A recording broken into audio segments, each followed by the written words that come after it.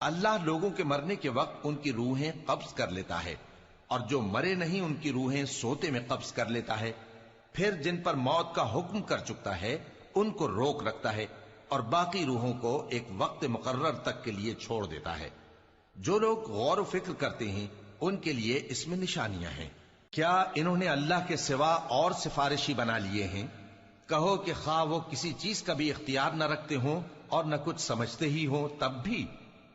کہہ دو کہ سفارش تو سب اللہ ہی کے اختیار میں ہے، اسی کے لیے آسمانوں اور زمین کی بادشاہت ہے، پھر تم اسی کی طرف لوٹ کر جاؤ گے۔